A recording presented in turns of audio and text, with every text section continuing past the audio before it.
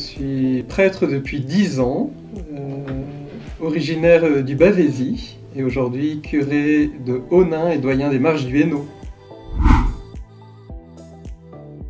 Elle est à la fois comme curé au service d'une paroisse, au service de ses paroissiens. Et la deuxième version de ma mission, c'est comme doyen, et donc là c'est au service des prêtres qui sont sur ce doyenné, être le frère qui est bienveillant et attentif à ce que la communion se vive entre prêtres au sein d'une doyenné pour l'annonce de l'Évangile.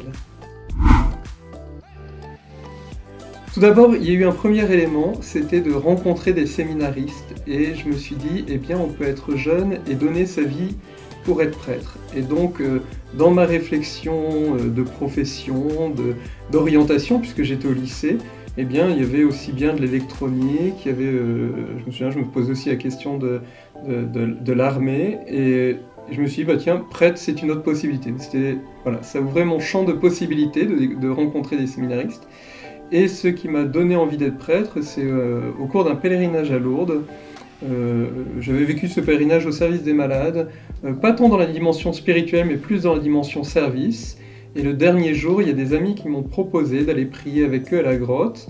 Et en fait, c'était ça où je me retrouvais seul, donc j'ai été avec eux. Et nous avons prié ensemble, et dans mon cœur, j'ai senti une grande joie. Et je me suis dit, eh bien, si donner ma vie au Seigneur, c'est d'avoir cette joie, alors je te donne ma vie, Seigneur. Du jour de mon ordination, je garde 2 souvenirs. Le premier souvenir que je garde, c'est la joie de l'église diocésaine rassemblée dans la cathédrale. Et vraiment, j'ai senti cette joie dès l'entrée dans la cathédrale, de la famille du diocèse qui était rassemblée. Et le deuxième souvenir que je garde, que j'ai revu justement à l'occasion des 10 ans, c'était l'homélie de Monseigneur Garnier. Nous étions 2 à être ordonnés le même jour avec Jean Carnelet. Et il a commencé avec un trait d'humour de nous présenter pour montrer nos différences. Pour montrer que voilà, le Seigneur nous appelait avec nos différences. Il avait insisté sur la lecture où Pierre dit à Corneille « Je ne suis qu'un homme ». Et voilà, je me souviens de sa méditation là-dessus, en nous rappelant eh bien, nous ne sommes que des hommes, avec nos forces mais aussi avec nos fragilités. Je lui dirais fonce. Fonce, il y a des moments où ça sera plus difficile, mais voilà, suivre le Christ, c'est vraiment un chemin de joie. Alors, suivre le Christ, c'est aussi parfois passer par la croix, mais pour arriver à la résurrection, alors fonce quand même.